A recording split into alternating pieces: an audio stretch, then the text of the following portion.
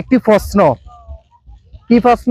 আমাকে মেসেঞ্জারে, হোয়াটসঅ্যাপে অনেক ক্লায়েন্ট আছে, আমাকে বিভিন্নভাবে প্রশ্ন করে, ভাই আচ্ছা আমি তো ক্রোয়েশিয়ার জন্য দুবার রিভিউজ খাইছি, একবার খেয়েছি, অথবা অমুক দেশের জন্য রিভিউজ খেয়েছি, এখন আমি কি আবার অমুক দেশের জন্য চেষ্টা করতে পারবো?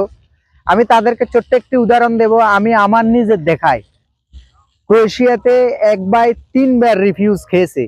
3বার রিভিউজ খাওয়ার পরেও সে কিন্তু 4বারের সময় তার ওয়ার্ক পারমিট এবং সকল ইন্স্যুরেন্স পেপার, তার পাসপোর্ট, তার মেডিকেল পেপার হতে সব কিছু, তার কন্ট্যাক্ট পেপার সব কিছু, এবং কোম্পানি ভালো, কোম্পানি সব কিছু ডকুমেন্ট লিগেলাইজেশন সব ওকে আছে, সে কিন্তু আপনার সফলতা অর্জন করতে পারছে, তারও বিষয় হয়েছে।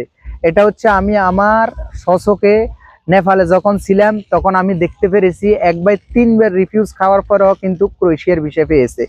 অনেকে প্রশ্ন করে, ভাই আমি তো বুলগেরিয়ার সি ক্যাটাগরি ভিসার জন্য রিফিউজ খেয়েছি, এখন কি আমি ডি ক্যাটাগরি ভিসার জন্য অ্যাপ্লিকেশন করতে পারবো?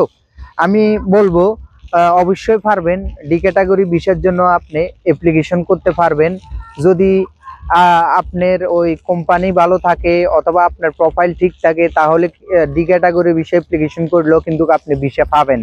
আবার অনেকে প্রশ্ন করে, আমার যে তথ্যাবলী, ফিঙ্গার সব কিছু তো এম্বাসির মধ্যে রেকর্ড আছে, এখন আবার চেষ্টা করলে যদি আমি আবার রিফিউজ খাই সকল ডকুমেন্ট সঠিক থাকার পরেও, আমি বলবো ঠিক আছে, আপনি যে প্রশ্নটি করছেন এটা সত্য, আপনার ফিঙ্গার, ছবি এবং আপনার সকল ডকুমেন্ট কিন্তু এম্বাসিতে আপনার রেকর্ড থাকে একটা। কারণ এম্বাসি যারা বৈধ ডকুমেন্ট দেয় তাদেরকে খুব দ্রুততার সহিত ভিসা দিয়ে দেয়, এবং যারা আনলিগেল ডকুমেন্ট দেয় তাদের বিষয়টা হতে একটু সময় লাগে। যদি কারো ডকুমেন্ট লিগেল থাকে 30 দিনে হয়, সেক্ষেত্রে যাদের ডকুমেন্ট আনলিগেল সেক্ষেত্রে 60 থেকে 90 দিনে তারা কিন্তু ফাইলটা রেখে দেয়, তারপরে ফাইলটা তারা ডেলিভারি দেয়। তো আমি বলবো আপনারা চেষ্টা করতে থাকবেন ভালো মাধ্যমে ভালো একটি কোম্পানিতে অ্যাপ্লিকেশন করার জন্য, তাহলে কিন্তু আপনি তৃতীয়বারও সফল হবেন, কোনো সমস্যা নেই। আমি নিজে ক্রোয়েশিয়ার জন্য 2বার রিফিউজ খেয়েছি, 3বার আমি দুবাই থেকে বুলগেরিয়ার জন্য ফাইল জমা দিয়ে সফলতা অর্জন করতে পেরেছি।